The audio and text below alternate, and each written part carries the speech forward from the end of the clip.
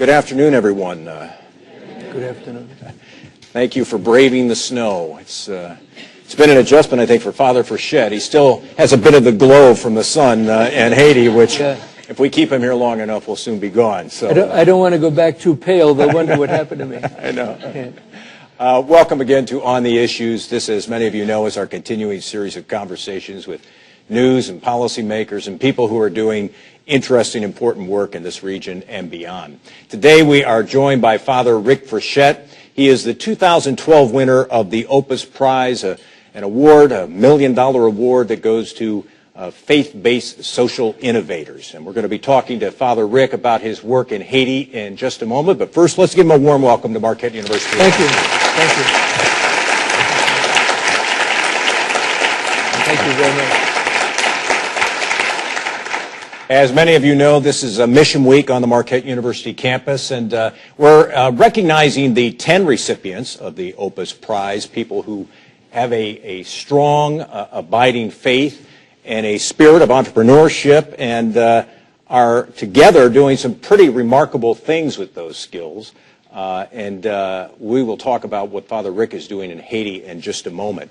But what I'd like to do is start this just a little bit differently than we do some other On the Issues events. And we're going to run a video for you. It's a 7-minute video. It will give you a better idea of the work that Father Rick is doing in Haiti, the work that his foundation, the St. Luke Foundation, is doing. And so we'll watch the video, then we'll begin our conversation, and we'll leave a little time at the end for your questions, because I'm sure you have some for Father Rick Frechette. Ryan, go ahead. Watch this.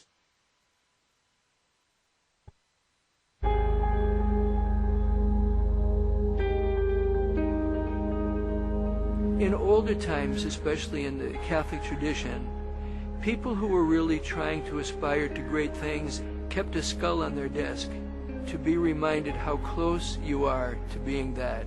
You have a limited number of heartbeats in your life. It's a finite number. And you have a limited number of steps you're going to take in your life. It's a finite number. It can be calculated. What is your heart beating for? Where are your steps taking you? We don't need a skull on our desk. They're all over the place. My name is Wynn Wallant, and I am one of the assistant national directors here with Father Rick. So when Father Rick came to Haiti, as part of Nuestros Pequeños Hermanos, the idea was to start an orphanage. My job was to bring the program out of the country. And so I came, just got off the plane, didn't know anybody, didn't know any Creole, and just started working. After that, it became pretty clear to him that the biggest problem facing the kids was a complete lack of medical care.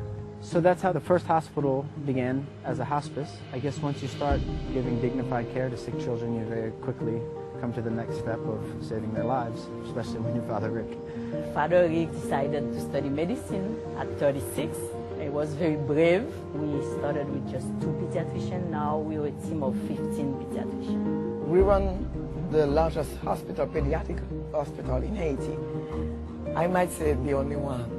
From those humble beginnings of clinics in the streets with informal schools, the programs have grown one steady step at a time. Overall, the organization provides 1,800 jobs, 28 primary schools, beautiful secondary schools, sewing for the 8,000 students that are in the St. Luke schools, an automotive shop, pasta making, bread making, medical oxygen we make ourselves. We're making peanut butter now. We make the cement block. To me, the most impressive thing about the programs is knowing how it grew. It wasn't a huge master plan. It was just consistently having eyes open, identifying the need, and then responding to it. Right after the earthquake, there were needs for the women to deliver their babies. So we opened the maternity. When you see something and you're sure that it's going to make a difference, just do it. Time counts for people needing health care. A mother bringing a child here and finding care is the difference between life and death.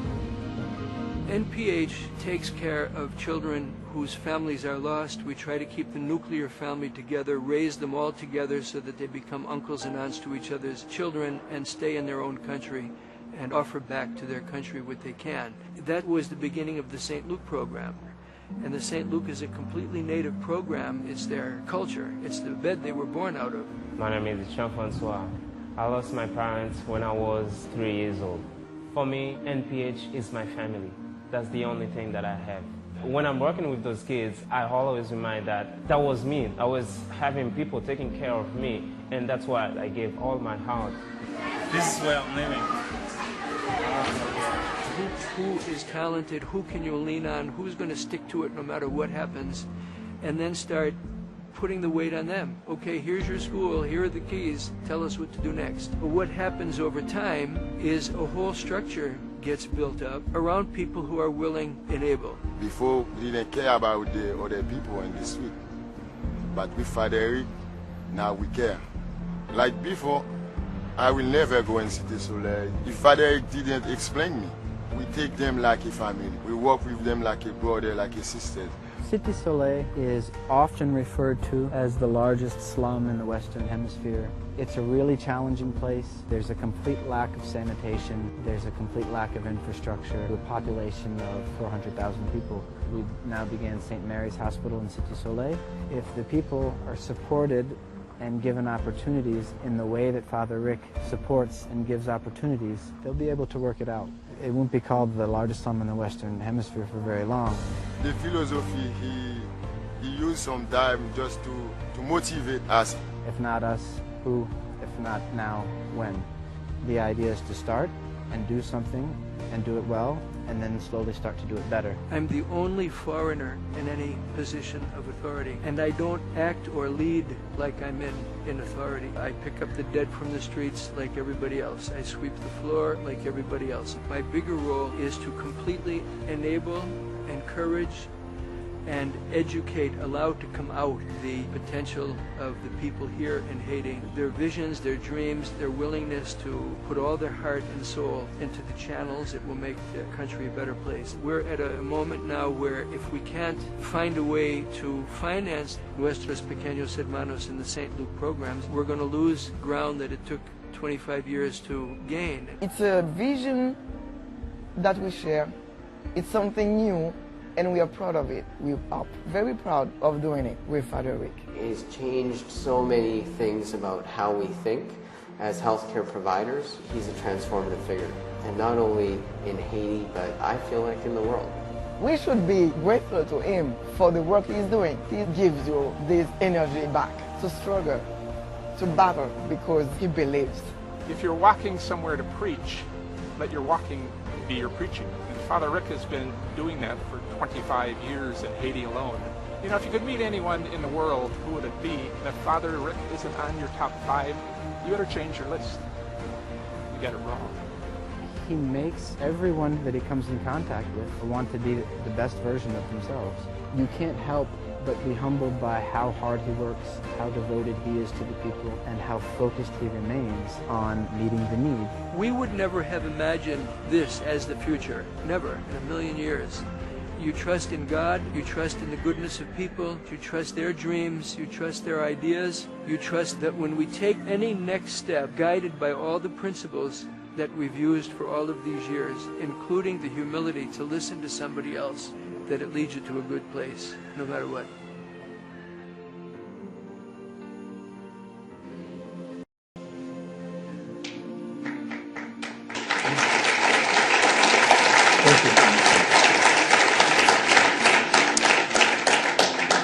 I think that gives you some idea why we're delighted to have Father Rick and the other recipients of the Opus Prize with us this week here at Marquette University. Father, again, thanks for being with us today. People, I think, look at some of the images we saw in that video. And I think a lot of people see sort of a grinding poverty. You see a great potential in Haiti. Why do you feel that way? Before I answer that, you know, the grinding poverty, it's really important that we all realize this. It's 80% of our planet. This just happens to be about Haiti. But especially our young people in developed countries have to understand it's a worldwide disgrace, this poverty. And it's something we all have to really be shocked about and really want to better the lives of everybody. For me, Haiti is a good way to explain it. There's a saying from the mystics, the soul is like a star, and the darker it gets, the better you see it. In other words, not to be afraid of the darkness. It's things that you can't even imagine become apparent in the darkness. So I would say similar. I just spent some time trying to console a woman who came down for a brief visit and was absolutely overwhelmed by so many things. And I say, it's your first visit, of course. I mean, I'm glad you feel shocked, and you know, it's a motivation to. St. Thomas Aquinas said, if in the face of injustice you're not angry, then you're both unjust and immoral, because the anger is the motivation. It's the force that you steer the right way to do something about that which is not just. So it's important energy. But that energy won't get you anywhere by itself. It's complete. It's like lightning bolts. You know, it'll just blow up the tracks. In time, you have to really see very clearly what are all the lights that are there, and there are zillions of them. What are all the lights, the points of heroism of the mothers against every conceivable odd, carrying their child barefoot through hot tropical sun to find some little bit of help, you know. So what you're saying is true. I don't as much see the bad part of it as I see what's possible and what is there to work with. And look at this hope, look at this energy, look at this enthusiasm, look at this initiative. If we could only capacitate it, and that's really all it takes, is to capacitate it. It's all there, to channel it in a certain way. Well, let's talk about Haiti today, because you mentioned the word hope. And I think after the earthquake of 3 years ago, there was a good deal of hope to be found. Many people wanted to rally to the cause of Haiti. They thought this was a chance for Haiti to start anew in many respects. Where do we stand today in that effort? We stand in one more just complete bottoming out. One more. You described it as a mess to me earlier. Yes, it's a full mess. But in the history of the country, you know, the people were brought over as slaves. Napoleon was overthrown. It seemed hopeful, and plop, nothing. You know, then so many difficult years go by, and then Duvalier is thrown out, and then there's a democratic election, and then there's hope, and plop, the whole thing goes nowhere. Over and over again, it's this.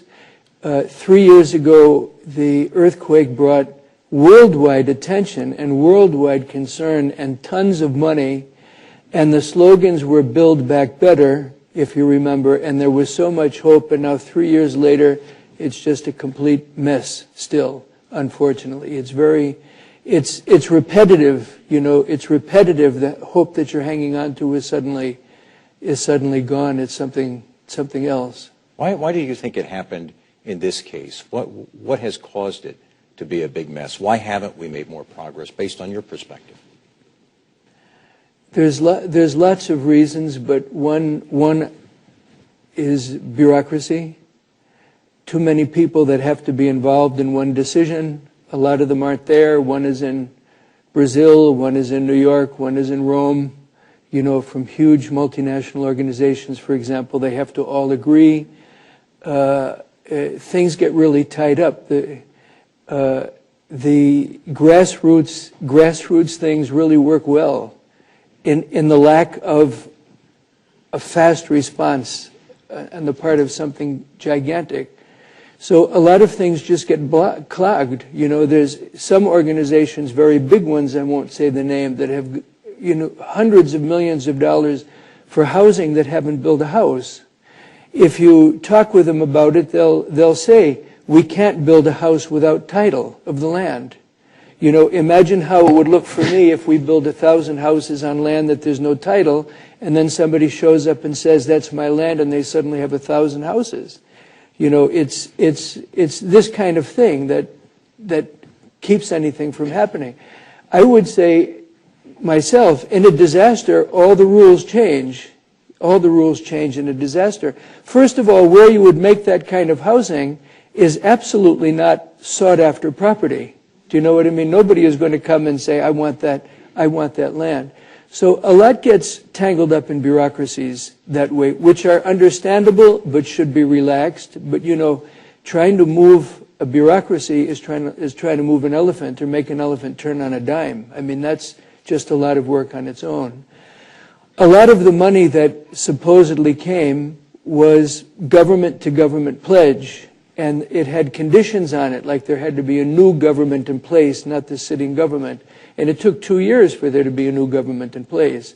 A lot of that money has sunset rules to it. You know what I mean? So, and the sunset on that money. So it's really multifactorial, but the fact of the matter is very, very little has been done. And it's a huge discouragement to the people for sure.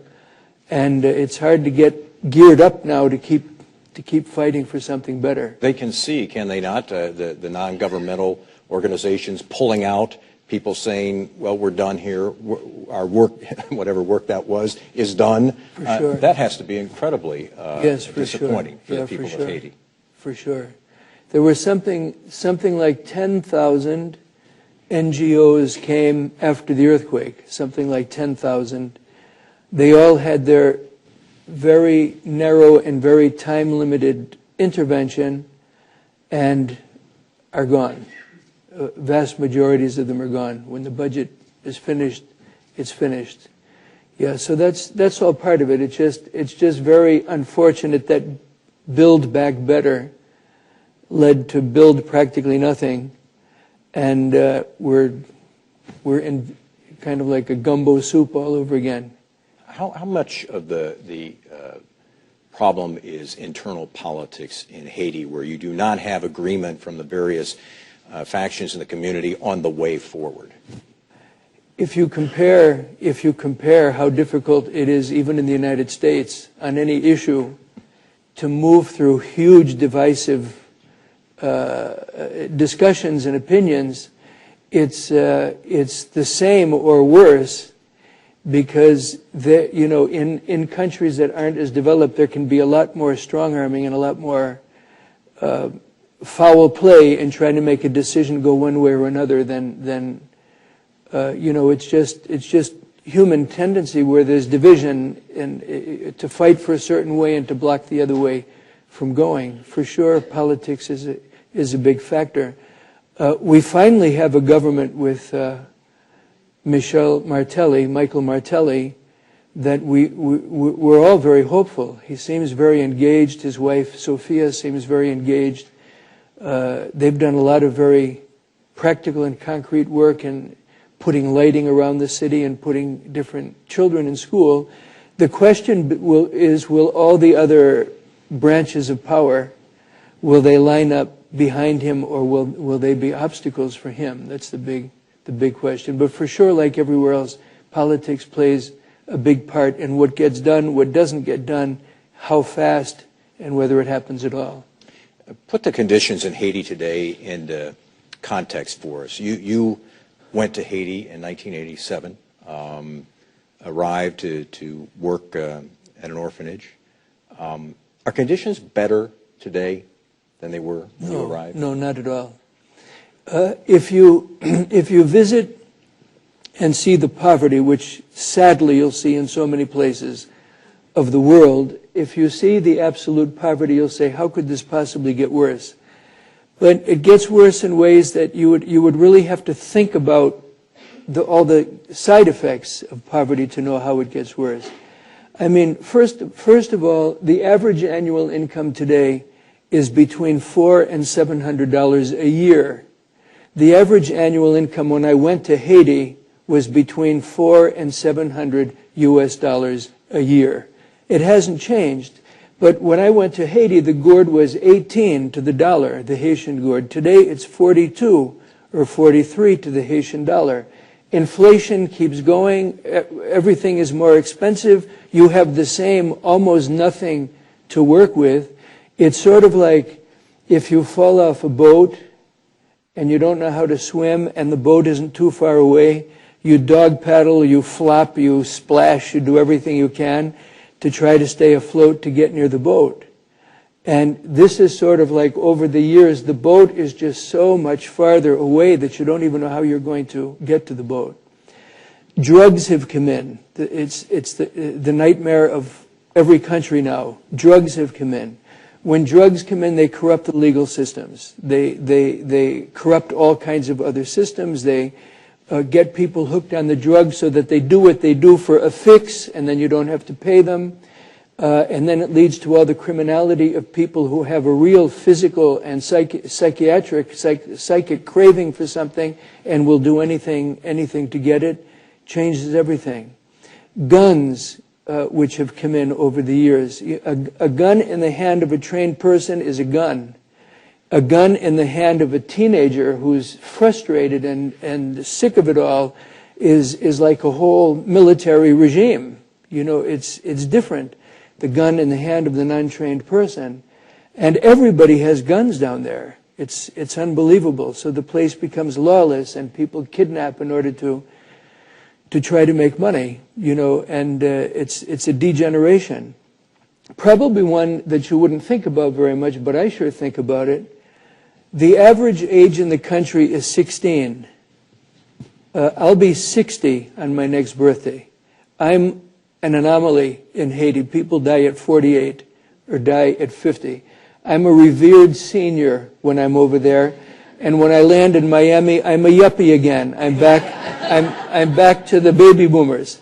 You know what I mean? With still another 30 years to go, probably, by all statistical averages, 30 years to go. So imagine a nation of 16-year-olds. I've been there longer than they have. I've been there 3 times. Well, not 3 times, but I mean, I've been there longer than they have. So when the average memory of the country is nothing works, nothing nice looking or aesthetical, nothing organized, nothing honest, nothing joyful. Imagine children growing up who never even see a flower or a plant. I mean, in medicine we learn how important tracking is to newborns in the first few months, how important it is to stimulate because it sets tracks in the mind. You know, and later we learned in the seminary that even nature, one of the reasons why nature is often so influential in helping people spiritually, you see, you know, 6,000 birds take off together and fly in a uniform pattern off towards the heavens. Those track you for inspiration. They track you for intuition, you know, huge expanses of flowers, majestic mountains. But, I mean, in a country that's devastated ecologically, 98% deforested, all the topsoil running into the sea, choking the fish so that the marine life can't. It's like scaffolding that is missing from young people. It's like scaffolding. They're not tracked for what it could be, how it could be, what it could look like, how it might work, you know, for being spirited, for being enthused, full of God. It's what enthused means.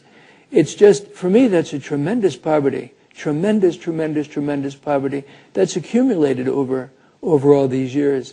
In all those ways, it's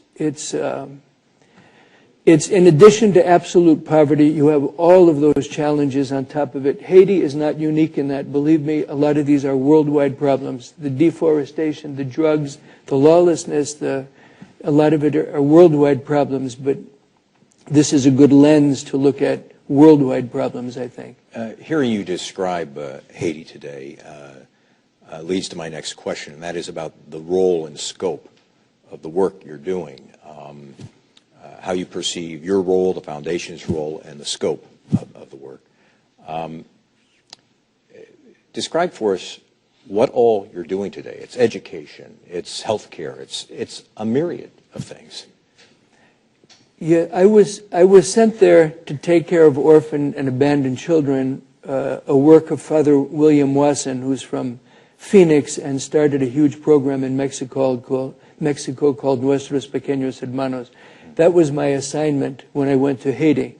I'm from West Hartford, Connecticut. My first part of the ladder into a world that was very new to me was to go to Mexico. And then I brought the program from Mexico to Honduras, and then the program from Honduras to Haiti. When I was in Mexico, it was a very big shock from where I come from, what Mexico was like. But the young children that we were receiving into the home were probably 6 and 7 years old. Most of them were in rather good shape, and now they had no family through tragedy, through poverty, through a natural disaster. But it shows in Mexico it took that long for a family to be completely wiped out. And then we take the children together, raise them together, like I said, so we give back in the next generation a whole family that becomes uncles and aunts to each other's children. I was in Honduras during the Iran-Contra time. It was a nightmare. And when I was there, children coming to us were 4 and 5 years old.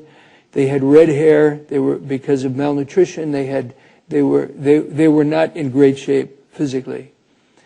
When I went to Haiti, they were months old. They looked like skeletons.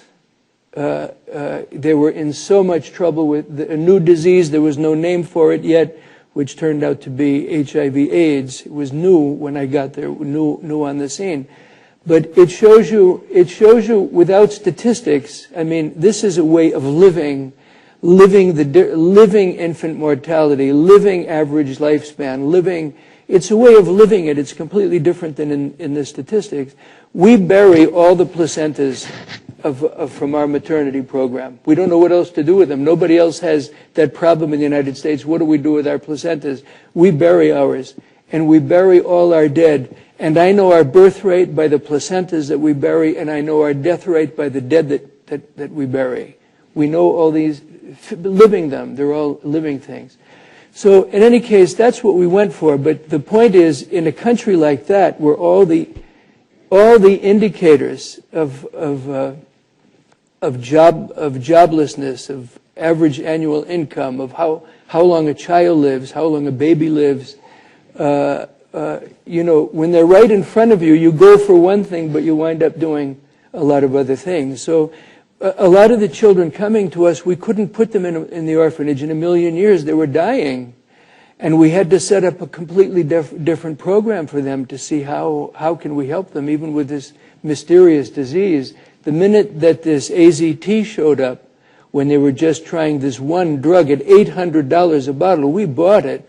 And we were giving AZT at $100 a bottle to these kids to try to save them. You modify. You have to, with what's in front of you, you have to respond to the problem that's there.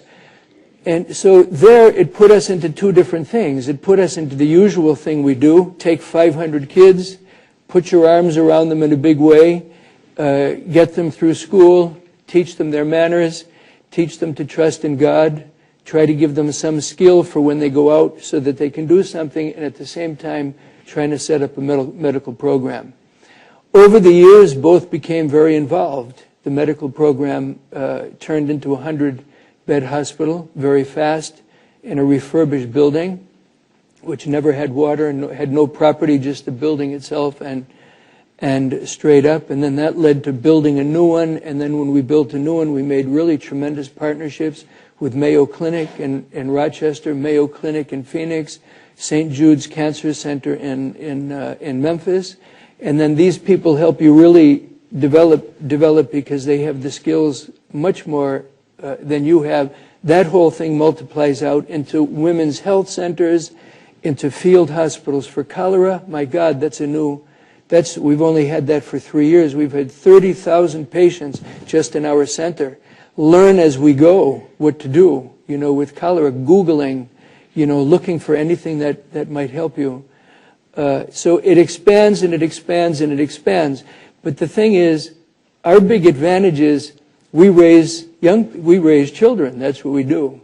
I mean, we've had 500 at our orphanage in the mountains for 26 years now. Ron and Ronnie Prue from here, graduates of Marquette, and right here from Milwaukee, came down and set up our dental program in the orphanage a long time ago. And then when we built our new hospital, set up a phenomenal dental program in our new hospital. It grows. People link with you. They come from home. They bring you their stuff. They bring their children. You know what I mean? They help you set it up. But we have our children too. We raise them. And when they go out of our home, they're going into a world of 80% unemployment. So we give them work to do. You know, and at the beginning, for example, we said, take a bunch of kids, sit under a tree, and teach them what you know. It's better than them just sitting under a tree. You're not a teacher, but you know songs, you know poems, you know prayers. You can add, you can subtract, like the way Plato did it, just taking disciples and sitting on the ground. And that's what we did. And we just say, everybody gets 20, take 20, teach them what you know. And then those become more solid in time, because the Department of Education says, what are all these people doing under trees? Well, it's a school. Well, if it's a school, you better legitimize it. And then, you know, then you start making more solid structures and giving them more training. And then, you know, we have 30 of those schools now with 8,000 children and a high school with 1,200 children. It just kind of grows out. But the leaders do too. And the leaders learn the way I learned. Most of what I'm doing, I can assure you, I did not learn it in the seminary. I can assure you.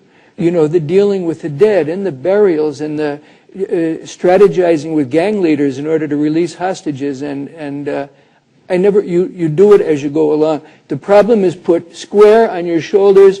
Good luck. I'm here if you need me. And that's how we do it with our young people. You want to help? Good. You know, Father, you're empowering Haitians too.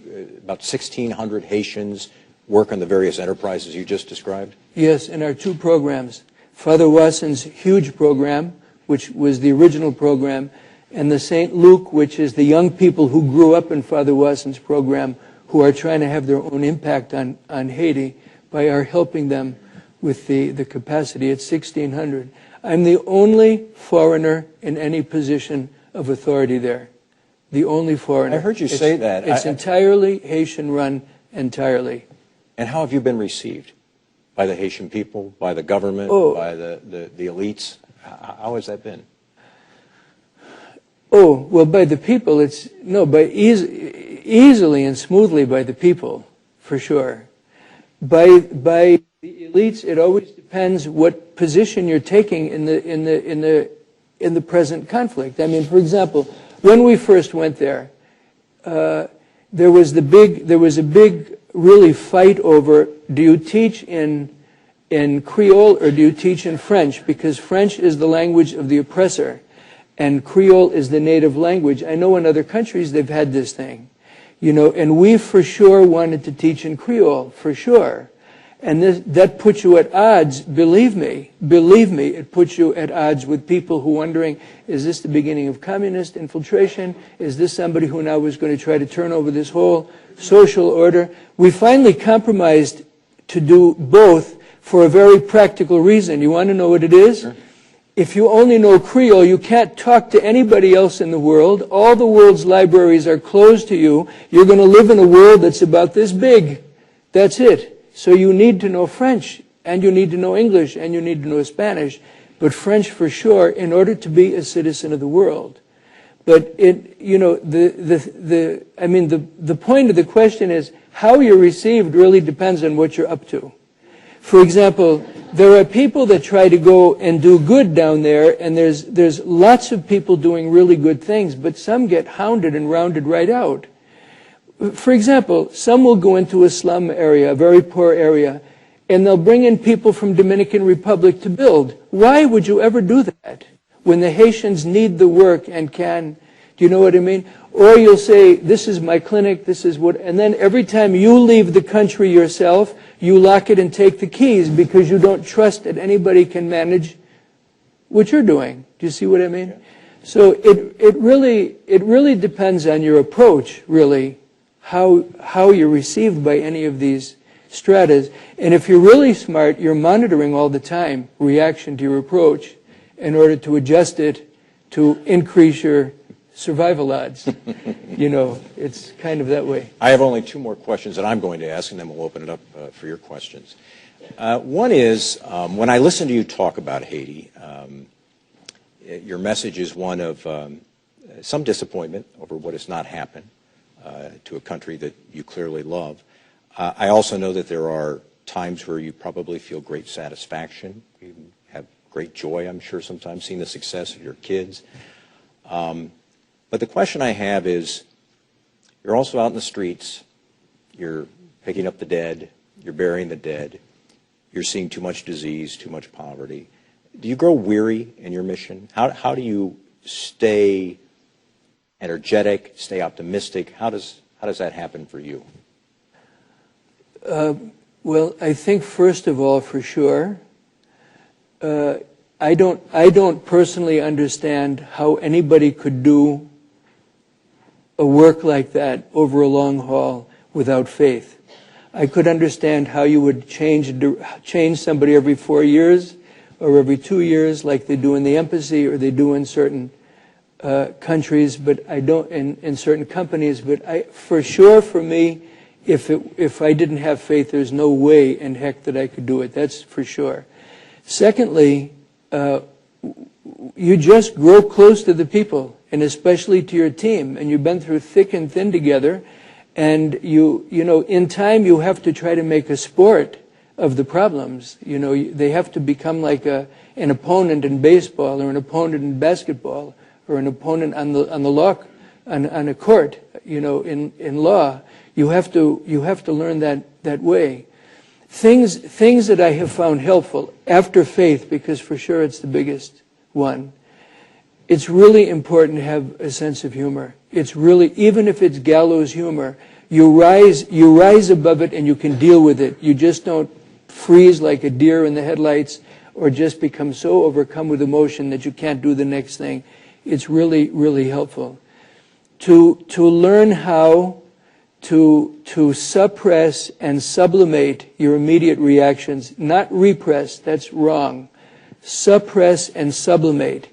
This is not helpful right now for me to say this.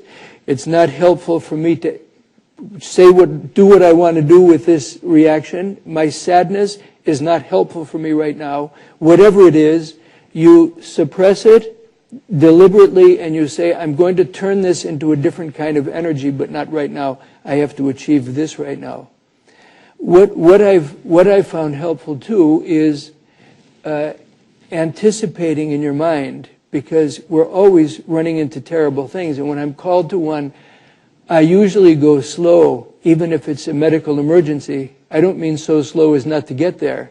But I don't run so that when I get there, I'm just a dizzy mess, off balance, and with no equilibrium that's just going to make it worse. I go slow to anticipate what's the worst I'm going to find there, and what am I going to do about it, so that you prepared yourself already, you know, a little bit as to what I'm going to do. And usually, if you imagine the worst, usually it can be pretty bad, but it's usually not that. And you say, oh, thank God, it's just this. You know what I mean? Those things help a lot. You know, they help you to keep the motivation. But I think there's a bigger one, and it's really important. I think the formation that we get from a culture which is for consuming, which has to make you unsatisfied all the time with what you have, so that you'll consume more. There's a lot of very subtle aspects to that inside of the person, including making your worth. If I can eradicate tuberculosis, I can finally think I did something worthwhile. You kind of have to undo all of that and really take tremendous satisfaction in the smallest gain. The first smile of a child who lost all of their house and everything they owned in the earthquake, and then lost both their mother and their father in the cholera 10 months later, and you just see some lost, forlorn, apathetic child that finally over time you can get enough of a human trust and confidence and a little bit of joy to make them. When you start taking tremendous satisfaction in small human things, and in fact they're enormously valuable, enormously valuable, it's really worthwhile for you. What can people in this room do to help the people of Haiti? Keep the mind open, the heart open to the problems of our world. Don't say, why do I have all these things? I feel guilty. Rather think, let's bring all people to the banquet of life, and let's work hard for that, to bring all people to the banquet of life. to understand the sufferings, to really feel in compassion the suffering of other people, to want to make it better, come down and fill people's teeth. Phil does, and Phil's wife. Do concrete, practical things to help. With missions, with organizations that are really getting things done, that aren't too tied up in all the bureaucracies that are stifling and choking. Let's keep linked together. It's what it's about. Let's keep linked together and want to be linked together to make the world a better place. Would that be your advice, Father, to people in this room who, and this is not to say that Milwaukee is Cité Soleil, it's not to say that Wisconsin is Haiti, but we have our own challenges here. We have poverty, we have educational achievement gap, we have infant mortality rates that frankly are pretty disturbing. What would be your advice to people in this room who want to do something about these challenges that face us here in Milwaukee? If your heart is right, you'll start here. If your heart is right, you'll be worried about all the problems around and keep enlarging it and enlarging it and enlarging it, because it's finally about the world being our home, the whole world being our home, and trying to live in a way where we're really aware of and really concerned about the difficulties of other people, and putting all our energies into ourselves being satisfied and happy with our lives, but trying to draw other people into satisfaction and happiness and fulfillment. It's really important. It's just there's a sister that came down a long time ago, and an old sister of St. Joseph. She was already very old when she came, and she came to Cité Soleil with me, and she said, "Wow, this is a fixer-upper." and I said, "Yes, it is for sure." And she says to me, "Do you know anything about urban development?" And I said, not the slightest thing. And then she said to me, "Well, if he's hungry, he can have half of my sandwich. If she wants some of my soup, let's put a little water in it. If that house looks too shabby, let's buy 1 gallon of paint. If she's crying, let's pick her up and bounce her and sing a little song to her." And she had a litany of things like that, but it's exactly the answer. It's the advice for here, it's the advice for there. You see something that's wrong, stop and do something about it, even in the smallest way. It's how we start. And then from there, it just rolls out, like an avalanche or something like that. It just rolls right out. Let's take some of your questions. Please raise your hand. For those of you who are here in the seating bowl, you can press on the rim next to that little bulb. Just keep your finger down on the rim. We'll be able to hear you. Ryan will also do his best to make sure we can all be heard. If you have a question, please raise your hand and ask away. I find that hard to believe. Anybody? Yes, sure. Thank you for coming. You're an inspiration. I would love to be like you one day, and I'm trying to start already. So thank you for giving us some inspiration on how we can be active in our communities. But one question I have for you is, what now in Haiti? How can we make progress? You said that there's 80% unemployment rate, and the land is clearly not going to get us any food for industry. So I'm just wondering what the industries are that they can improve upon in Haiti, and kind of what next to make progress. What would be really important is to try to capacitate the Haitian farmer again. Deals were made, let's say, with rice, for example, to export American rice to Haiti, and it completely undercut all the Haitian rice farmers. For example, what would be a really important way forward would be, rather than continuing to export food, to help the farmer again to regain control of their own gardens. What would be important would be strategies to help build retaining walls, preserve the soil, reforestation, build up the country again so that it can produce like Mother Nature is supposed to be, verdant and productive, and give us the things that we need in order to live. There's sugar still produced there, coffee is still produced there, vanilla. Those are all exported. Haitian art is phenomenal. Most of it is banged out by poor people sitting on the corner of the road with an old drum that had fish in it once from Norway, and they buy the drum and flatten it out and sit and chisel and but for sure to promote culture and, and art and music of the Haitian people is an important way. And any activity which promotes, again, the independence and the respect of the native culture is really the way to go. Is tourism still an industry there of any size or significance to the people? It really died with the AIDS, HIV/AIDS, especially if anybody's old enough to remember. Haiti kind of got blamed for that at the time. That was really a death blow to the tourism there. The constant revolution since haven't exactly helped, but that was a big blow to it. There are lots of efforts now with Martelli to try to increase tourism for these purposes. Come and appreciate the art, come and appreciate the folklore, come and appreciate the aliveness of the people and the determination and the strength of the people. There's a lot more push to it.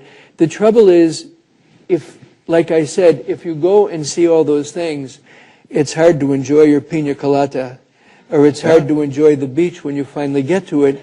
But I think with a different kind of prepping of people before they come, it's backwards for a lot of historical and political reasons, but you're really here to see this and to learn this, and just try to keep that the focus.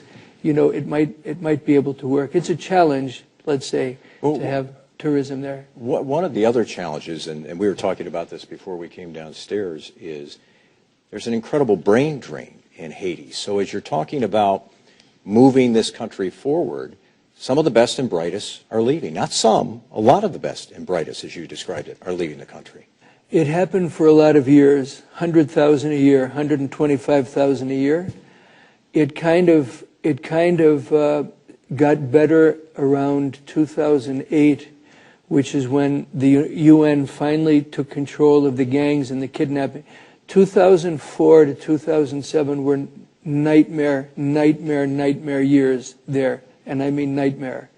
And finally, a lot of that got stopped by brute force with the UN, and it seemed like there was a renaissance, and a lot of people came back and said, we can do this now. We've been diaspora for so long, we can do this now.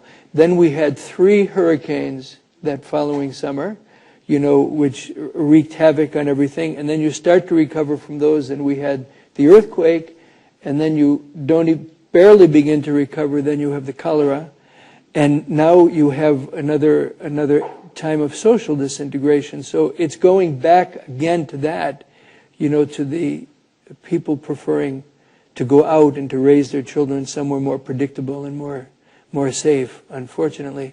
But these are the things you always have to combat against. We lose doctors all the time. They come to our hospital, they get they get precepted by people from Mayo Clinic, and learn sonography and digital x-ray and digital CAT scan. And then they're very valuable in New York, and they're very valuable in inner city, in Montreal, especially for immigrant populations, and then they're gone. These are like frustrating factors. You're always working against them. But I'm glad our hospital is a little bit like a university, where you can take somebody and they wind up with excellent training and become valuable in New York City or Montreal. I think that it's a plus for us, even though it's a minus on what do you do next right there. But these are all the factors that are dynamics that can be frustrating, and by the same token can be enabling. Mm-hmm. Questions? Yes, sir. Father, you referred to the United Nations. Is there a role for the United Nations now? You referred to the fact that they helped take control for a time. Could they help cut through the internal bureaucracy by asserting itself as the United Nations? And secondly, help cut through the bureaucracy of like U.S. foundations or other organizations in order to really focus efforts on Haiti? It's a really good question. I would say with any institutional presence, with the Catholic Church, with the United Nations, with the United States, the influence, the standing, the respect is all very historically determined. And it's certainly that way I mean, at any different points in history, it can change quite a bit. And for the time that the United Nations has been there, you would almost have to pinpoint the time if you wanted an opinion about the role and the effectiveness of the role. But for sure, at that time in 2008, it was very effective. It wasn't before that, and that was due to a change of authority lines. I don't remember which two countries switched, but I want to say the control was with Argentina, and then the control went to Guatemala, and the definition of what peacekeeping meant changed, and there was more engagement. For whatever reasons it was, it happened. United Nations was very badly wounded by the earthquake, as was the Catholic Church. Huge losses of personnel, huge losses of centers and equipment. And I haven't seen really that the United Nations has yet built up to the ability that it had since the time of the earthquake that it had gained before. I hope they do, and I hope that they can provide the stabilizing influence that they had for a long time. But a lot of the questions, the answer is really nuanced because so much is dependent on the historical moment. Mm-hmm. Other questions? Yes, please. Oh, I kissed the ground because, no, I was explaining this morning, you know, the finances worldwide have been since 2008 a huge challenge, especially for charities outside of the United States, but I'm sure for home charities as well. And our programs are massive. They need a lot of funding. And the earthquake, for all the sadness that it brought, it also brought a lot of help. And we stepped up to bat with the earthquake. For example, we started a whole second orphanage of 500 kids. We have 2 orphanages of 500 children each now. The second one is all victims of the earthquake. We ramped up all these centers for the cholera, like I said, where we've had so many. The hospital for maternity and neonatology was destroyed in Port-au-Prince, St. Francis de Sales. So we added that on in our hospital, high-risk maternity and neonatology. In so many ways, we really doubled, if not more, what we were doing, and there was help with earthquake sympathy. And then, you know, other problems in the world and the passing of time may make all of that dwindle, but it's another one of the disappointments. You're carrying a lot of the ball from the day of the earthquake, and 3 years later, you're one of the few people carrying the whole burden because nobody has engaged to rebuild and to do a part of it. So anyway, we were starting to flop, you know, by the middle of 2012. And, you know, and we were looking at closing half of everything we have. In other words, just putting out half the beds of our hospitals and things like that because we couldn't manage. The trouble is, I mean, in a country of unemployment and you're employing 1,600 people, and now you're going to lay 800 of them off, it doesn't make any sense. In the hospitals, they're doctors and they're nurses in a country of sick people, and now you're going to put them with nothing to do in a country of sick people. It didn't make any sense. So we had a reserve for a disaster. We had enough of a reserve to run for 6 weeks if nobody could get through to us. And that's happened before when we were embargoed. All borders were closed to the country. So we learned our lesson, and we had an embargo, a surplus that could run us for 6 weeks. Well, I just said to myself, we're going to use it because chômage, that's how they say it in the Creole way, in the French way, unemployment, to put somebody laid off makes no sense. It's absurd. Especially medical people, it's absurd. So I'm going to use from this thing, and let's hope by the end of the year something happens. And then, sure enough, at the end of the year, something happens. And we got the OPUS prize, so that we have, again, this cushion. But to be honest with you, we're using that cushion now because we don't want to do in 2013. Nothing is picked up in terms of financing, so we're using that cushion now. But the fact that it happened shows a really important principle, and people who are young especially should learn it.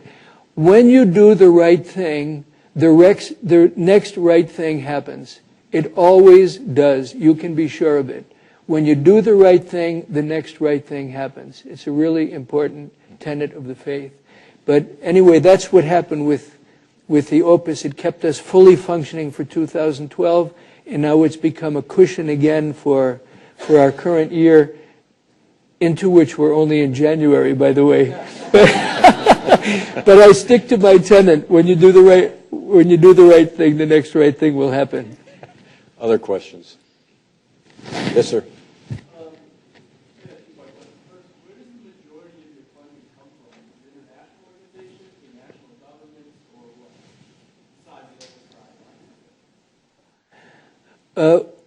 We do what we can in country. For example, we make cement block and sell it. We make pasta and we sell it. We make bread and we sell it. We have an industrial sewing. We make school uniforms and we sell them. Our trouble is everybody who comes to buy are like Mother Teresa sisters, people who have the same as you. And then we have to say, well, all right, here. But we're trying to do something on that side, but we're not quite too successful there. A lot of it is, let's just give an example. Everything we do in HIV/AIDS, we're lucky. It's funded by the American government, George Bush's PEPFAR program. So we have a center to train pediatricians, normal pediatricians in HIV/AIDS. They can go back into the provinces. They know what they're doing. That whole program, it's $1 million a year. It's funded by the United States government.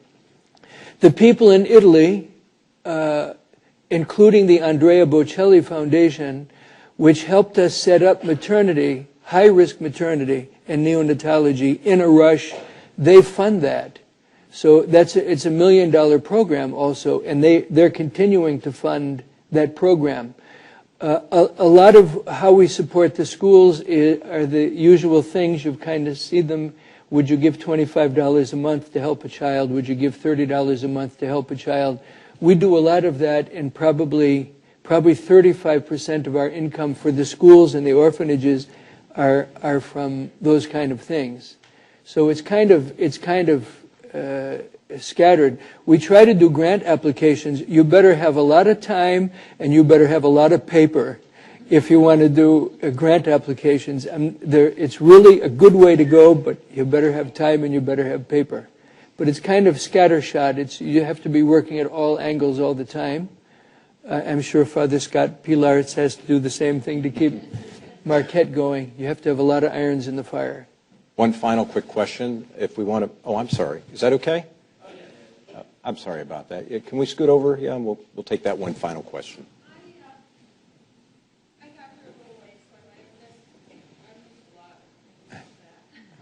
But I apologize. But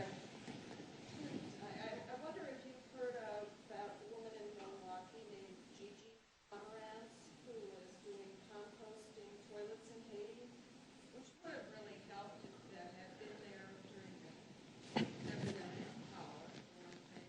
But, people were asking what they could do here in Milwaukee, and they could get in touch with her. And unfortunately, I can't remember anything more than her name, which is difficult, Gigi Pomerantz. But have you been in contact with her, or do you know about her? No, but I'm glad she's there, and I'm glad she's trying things like that. And the more hands on deck, the better. It's just we're working 24/7, in our realm, and it's hard to network and it's hard to get around. But I'm really glad. I'm really glad to hear that. I'm afraid I'm going to have to wrap things up. Father has a busy afternoon schedule, but I'd like to say just a couple of things. First, thanks for your interest and attention today.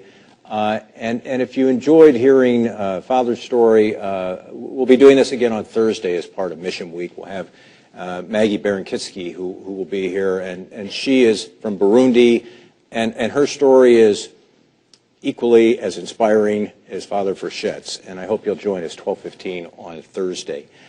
Father, thanks so much for all you do, and thanks for visiting Marquette University. I'd like to thank all of you. To the contrary. Thank you.